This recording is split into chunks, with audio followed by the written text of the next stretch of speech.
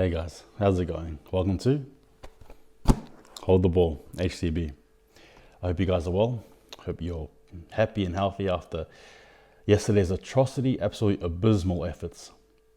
This is a more calm, relaxed approach where I'm going to be looking at the stats of the players, the team, sort of like my best of, my top three, and give you guys some concluding thoughts of the game and I guess the Warriors overall and where we're traveling.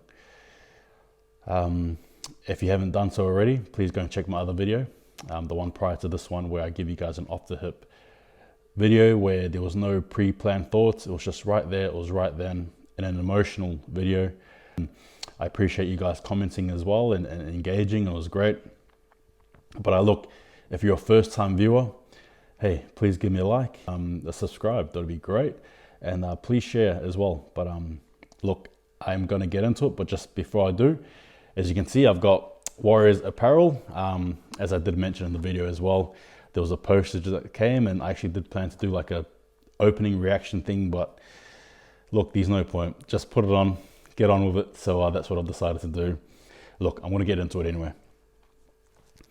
The Warriors hosted the Dragons over the cold night in Central Coast Stadium. And again, it was very crowdless as well, obviously, due to the obvious C19.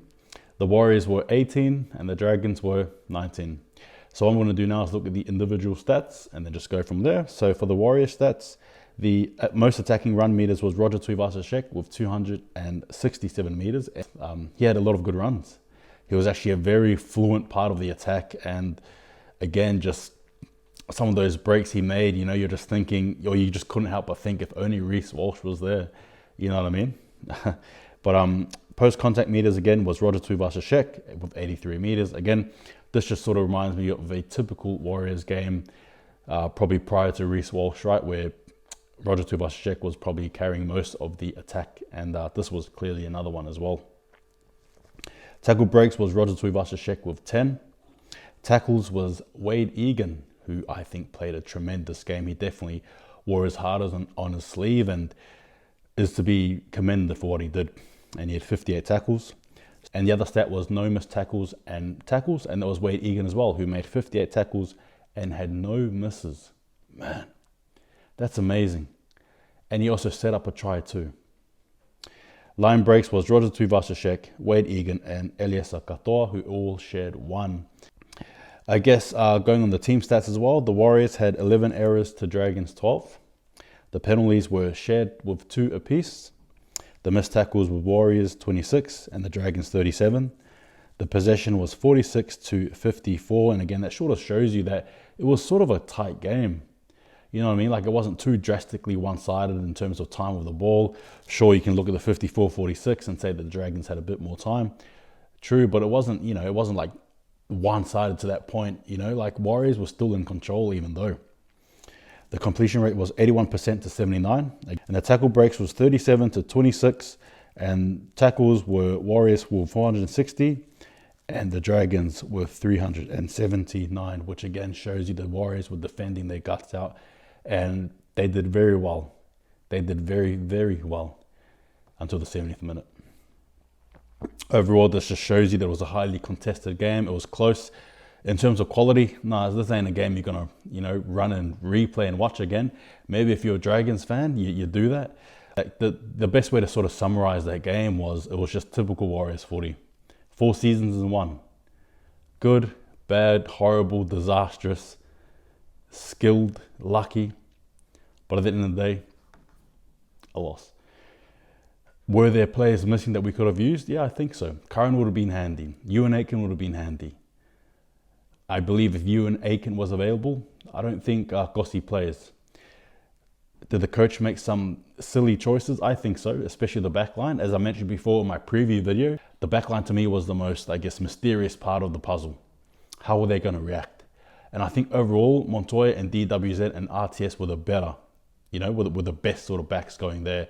Chad Townsend as well did his bit. I think in terms of leading the boys around, he did that and he gave us a good base to run off, but I think he's injured and I think he's going to be going for a few weeks, which sucks again, but there you go. What's new with the Warriors? You can also look at Eliesa Katoa, who ran some beautiful lines too and scored a try as well. And This is the Eliesa that we like to see. Granted, playing against the Dragons. But you know what? You've got to take what you can, and he did. But I believe he's injured too. I'm not sure how long he'll be out for. Tohu Harris is the same. Oh, man, it is tough. During the post-game, you can see Warrior players crying, especially Gossi and Egan. Yesterday, I had a bit of an emotional sort of a go at Gossi, but look, how many times do we need to play someone in order for them to adjust? I'm not sure. Looking at him, he has the physical qualities that we need. Big, tall, strong, athletic.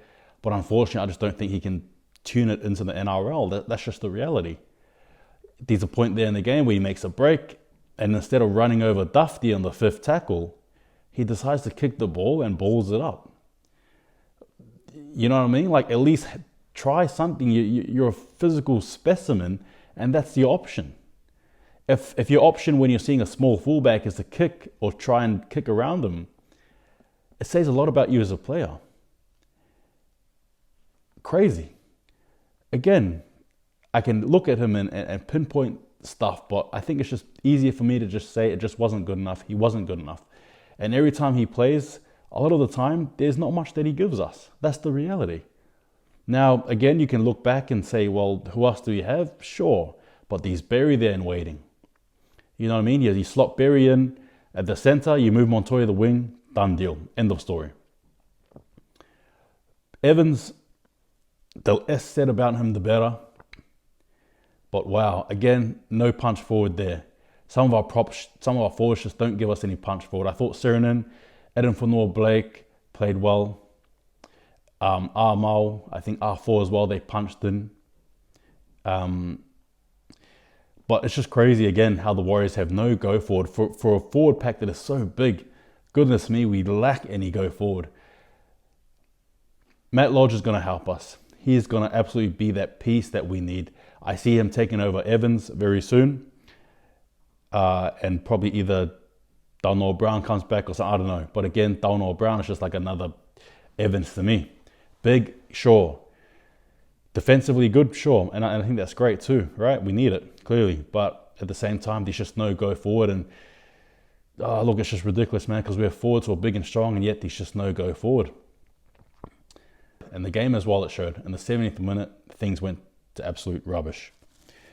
Gerard Beale scores in the 70th minute. Then Bird scores in the 74th. And then Cody Ramsey scores on the 80th minute, right at the buzzer, basically. And then at the 88th minute, Corey Norman seals the deal with a drop goal after Roger Tuvasicek drops that ball. And again, I talk about moments, and it's easy to pick things apart. You know, like why did Chad Townsend go for a drop goal when we're 8 in front? But yet when the Warriors are, you know, up by 1 or up by 6, we don't even think to do it.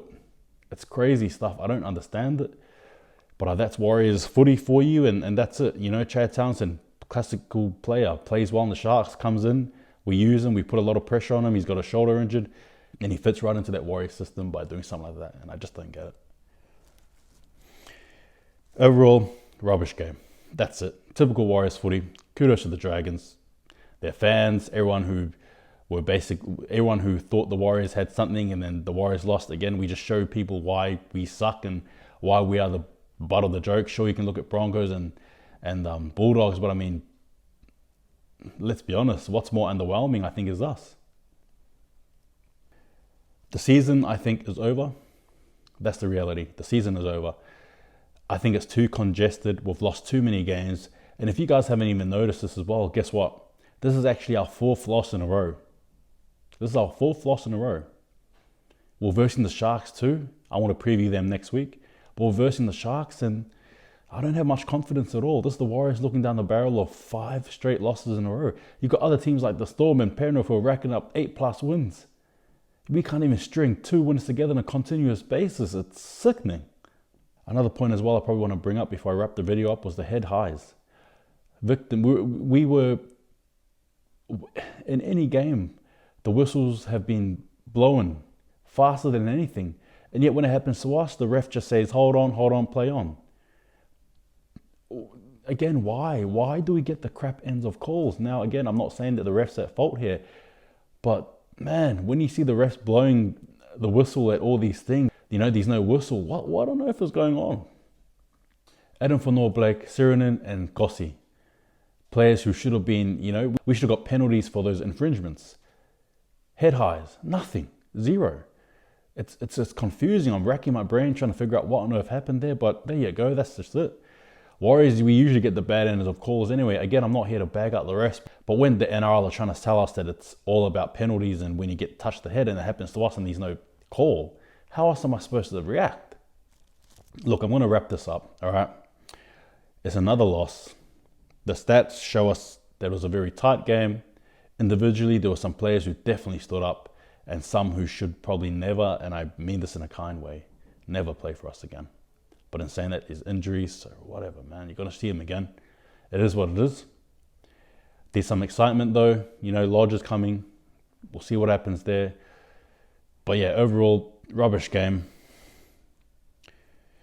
My best three, Roger Tuivasa-Sheck at first, Wade Egan at 2, and then Eliesa Katoa at 3. But I mean, besides that, there's not much to talk about. There's not much to bark about.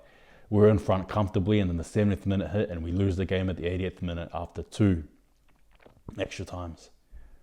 It's, I don't know. Look, it's Warriors footy, I guess. Yeah, anyway, that has been my summation with the stats. I'll bring a name for this one here. But look, for the meantime, thanks guys for watching. Take it easy. There'll be more videos coming on. Enjoy the footy. Hope you're not too bruised up, but look, I'll see you guys next time, and hey, just remember, Warriors, hold the ball. See you guys next time. And he ran quite a lot of, he had a lot of good balls.